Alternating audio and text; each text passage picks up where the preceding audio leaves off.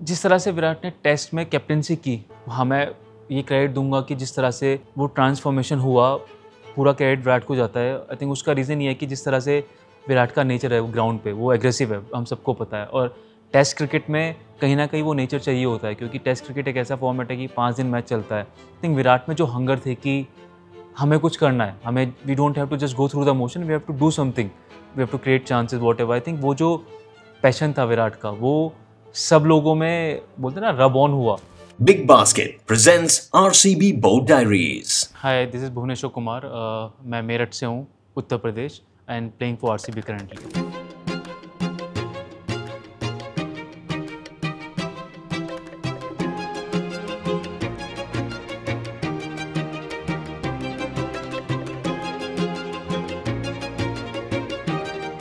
जब मैं 8th या 9th में था, जब मैं पहली बार स्टेडियम गया था, तो जो मेरे कोच हैं उन्होंने पूछा क्या करते हो, तो मैंने बोला कि सब कुछ करता हूँ। उस टाइम पे मुझे कॉन्सेप्ट नहीं पता था कि बॉलर भी होते हैं, बैट्समैन होते हैं या ऑलराउंडर है।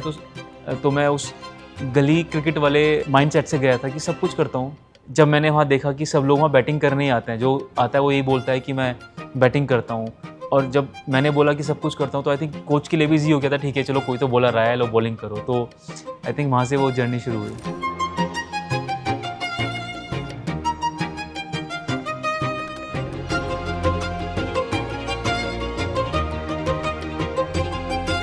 ये जो स्विंग बॉलिंग है मेरे अंदर, वो नेचुरल है। किसी ने मुझे सिखाया नहीं कि स्विंग कैसे करनी है, क्या करना है, या बॉलिंग में क्या होता है।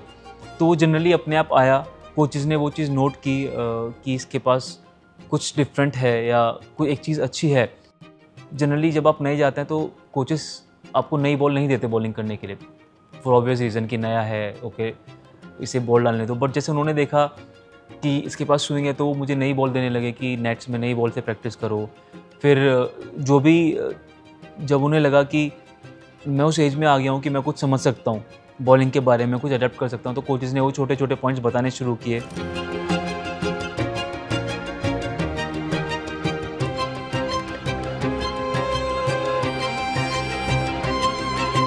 तो 2008-9 का सीज़न था, उसमें मैंने सचिन पाजी को जो 0 पे विकेट मिला मुझे, तो उससे काफ़ी चीज़ें चेंज हुई।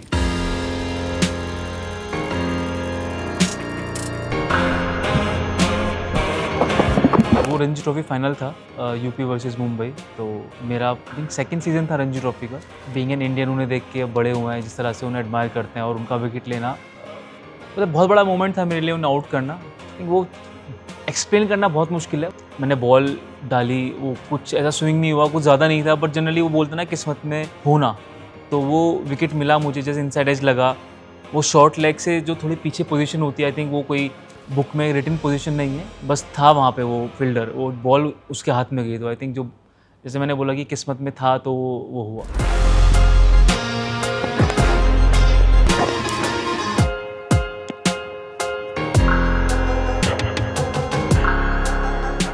उस वक्त रणजी सीज़न चल रहा था, तो हम लोगों का मैच था अगेंस्ट विदर्भा। एक्चुअली मैच चल रहा था उस टाइम पे, और टीम डिक्लेयर हो गई थी, हम लोग बॉलिंग कर रहे थे। तो मुझे किसी ने बताया कि तुम्हारा सिलेक्शन हो गया है टीम इंडिया में अगेंस्ट पाकिस्तान से जो सीरीज़ होने वाली थी। तो ऑफकोर्स काफ़ी खुशी थी। ये खुशी बयां करना मुश्किल है जी, वो एक इमोशंस होते हैं उस टाइम पे। तो आप जब जितना भी खेलते हो, जब आपको इंडिया टीम के लिए कॉल आती है, डेब्यू मिलता है, तो आपको बहुत अच्छा लगता है कि अब तक जितनी मेहनत की है वो सक्सेसफुल हुई है। बट फिर से वो सब कुछ नहीं होता, वो जस्ट एक जर्नी का स्टार्ट होता है जो फिर से शुरू होने वाली है। आपका जो सपना था कि मुझे इंडिया के लिए खेलना है, वो पूरा हुआ, बट अगेन फिर से वो एक दूसरा सपना शुरू होता है कि इंडिया के लिए काफ़ी टाइम के लिए खेलना है और अच्छा करना है।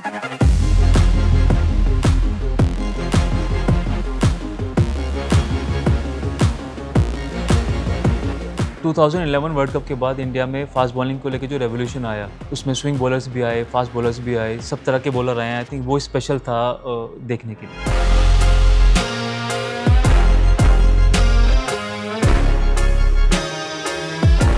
वो जो फेस था, उसमें जितने भी सीनियर बॉलर्स थे, तो उस वर्ल्ड कप के बाद से कुछ लोग रिटायर भी हुए।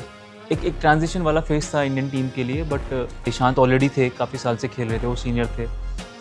मेरा डेब्यू हुआ, शामी का डेब्यू हुआ, और वहाँ पे एक दो और बॉलर्स थे जो ऑलरेडी खेल रहे थे, जैसे उमेश यादव थे, और आई थिंक वहाँ से मैं बोल सकता हूँ वो कोर ग्रुप बन गया था हम लोगों का। सबसे अच्छी चीज़ थी कि सब लोग ऑलमोस्ट सेम एज के थे।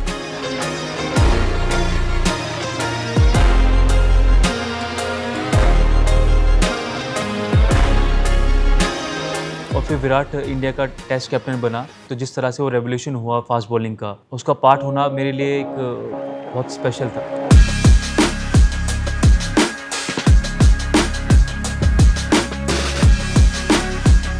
जिस तरह से विराट ने टेस्ट में कैप्टनसी की, हाँ मैं ये क्रेडिट दूंगा कि जिस तरह से वो ट्रांसफॉर्मेशन हुआ, पूरा क्रेडिट विराट को जाता है। आई थिंक उसका रीज़न ये है कि जिस तरह से विराट का नेचर है वो ग्राउंड पे, वो एग्रेसिव है, हम सबको पता है। और टेस्ट क्रिकेट में कहीं ना कहीं वो नेचर चाहिए होता है, क्योंकि टेस्ट क्रिकेट एक ऐसा फॉर्मेट है कि 5 दिन मैच चलता है।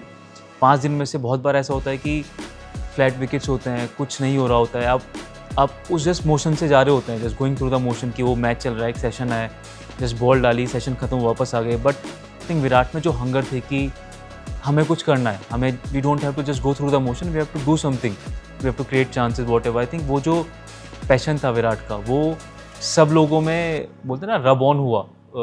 सब लोग उस तरह से सोचने लगे, पहली सीरीज़ के बाद, दूसरी सीरीज़ के बाद, फिर सब लोग एक पेज पे आ गए that we have to create chances, we have to do something to win the matches.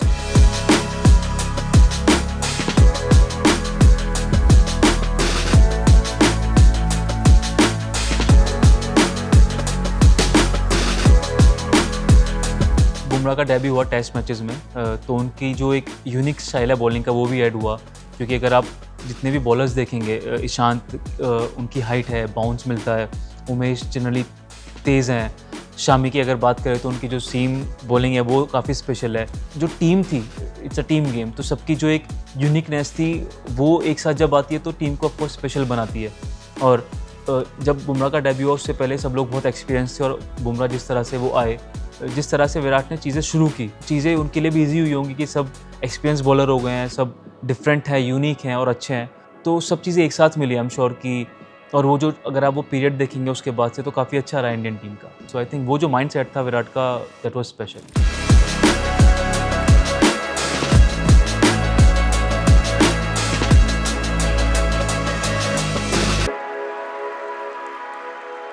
I think death bowling या कुछ भी, ये एक बहुत एक इंस्टिंक्ट है कि उस टाइम पे क्या चल रहा है मैच में।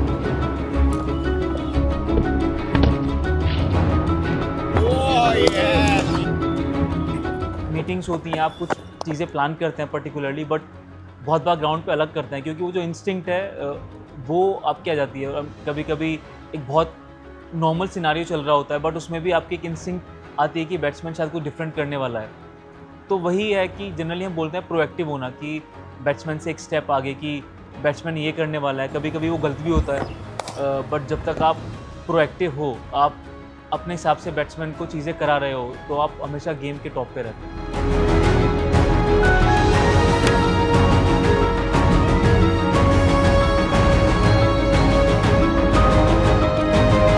इंजरीज जो है फास्ट बॉलर की लाइफ का पार्ट होता है, और मेंटली बहुत टफ होता है।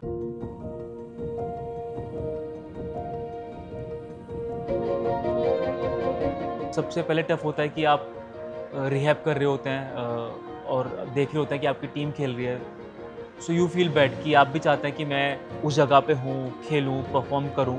ऑनेस्टली टफ टाइम होता है, बार बार इंजर्ड होना, बहुत अप्स एंड डाउन्स आते हैं, आप खुश भी होते हैं, दुखी भी होते हैं।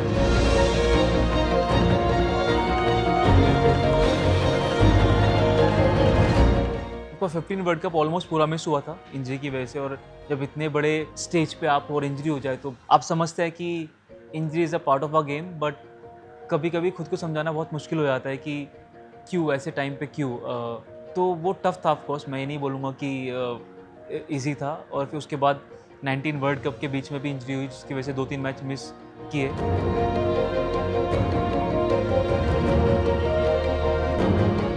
बट अगर मैं अब से अपने करियर का देखूं, जो भी मैंने किया है, whether it's IPL, Indian team, domestic, whatever, I have to be satisfied. इंसान के एम्बिशन कभी ख़त्म नहीं होते, they always want to achieve more and more, but I think at some point of time you have to be satisfied of what you have done, what you have achieved, और all I can say is no regrets, that's all I can से।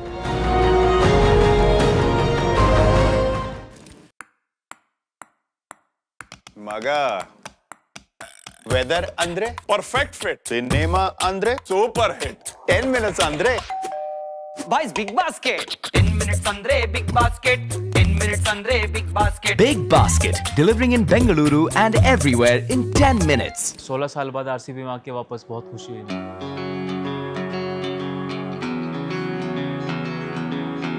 क्योंकि जो 2008-9 में था, 9-10 में था मेरे लिए, और जो अब है ऑफकोर्स बिल्कुल डिफरेंट है, क्योंकि मैं वहाँ एक यंग प्लेयर की तरह आया था जो जिसका पहला आईपीएल सीज़न था, और उसके बाद जब अब आया हूँ तो चीज़ें बिल्कुल डिफरेंट है। इतने सालों का एक्सपीरियंस है।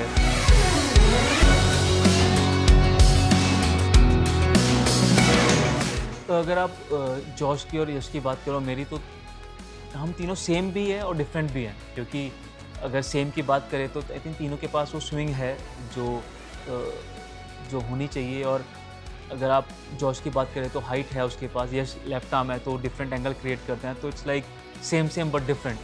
और सबसे अच्छी बात है कि तीनों किसी भी फेज़ में बॉलिंग कर सकते हैं या अब तक की भी है, तो उस तरह से बहुत कॉम्प्लीमेंट करते हैं। और अगर आप देखेंगे सीज़न ऐसा गया है कि किसी मैच में मैंने अच्छा नहीं किया तो उन दोनों ने बैक किया है, या पर्टिकुलरली किसी ने अच्छा नहीं किया तो दूसरे बॉलर्स ने बैक किया है, तो इस way are complementing each other, so it's a great sign.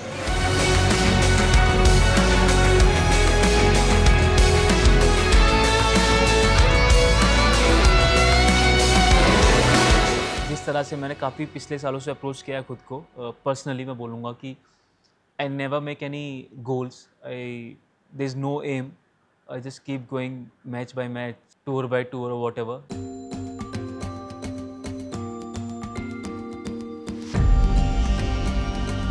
I think वो मुझे काफ़ी हेल्प करता है उस मोमेंट में रहने के लिए, प्रेजेंट में रहने के लिए, और जो भी ट्रॉफी या टूर्नामेंट चल रहा है उसमें खुद का बेस्ट देने के लिए। क्योंकि ये मैं पहले एक्सपीरियंस कर चाहूँगा, जितना मैं एम करता हूँ कि मुझे सीरीज़ में ये इतने विकेट्स लेने हैं या रन्स बनाने हैं या कुछ अचीव करना है, आई थिंक, और नहीं होता है तो इट लीड्स टू डिसअपॉइंटमेंट। अगर मैं बोलूँ कि, या कोई मुझसे पूछेगा कि वो कैप वापस मिलने के लिए, इंडियन टीम में आने के लिए क्या करना है, आई थिंक वही करना है जो मैं अब तक कर रहा हूँ। कुछ स्पेशल नहीं चाहिए उसके लिए, वही छोटी छोटी चीज़ें चाहिए जो आप करते हुए आ रहे हैं, मैं वो कर रहा हूँ। बट मेरे दिमाग में कुछ नहीं है कि मुझे वापस जाना है या नहीं जाना है, what ever comes my way I'll accept।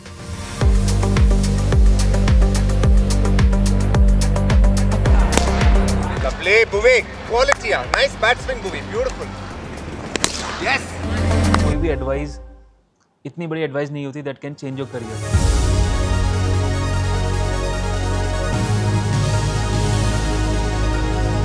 मुझे भी ऐसी कोई एडवाइस याद नहीं है कि किसी ने बोला हो and that change my entire career और my mind set. I think what changes you or improves you is your practice, your consistency. I think that's the message. Just keep working hard, be consistent, be disciplined. I think if you'll do that, वो चीज़ें आप अपने आप career में आएंगी जो आप achieve करना चाहते हो।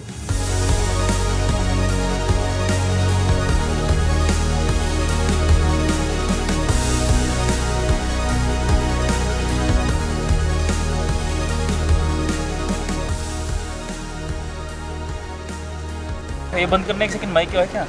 Big Basket presents RCB Boat Diaries.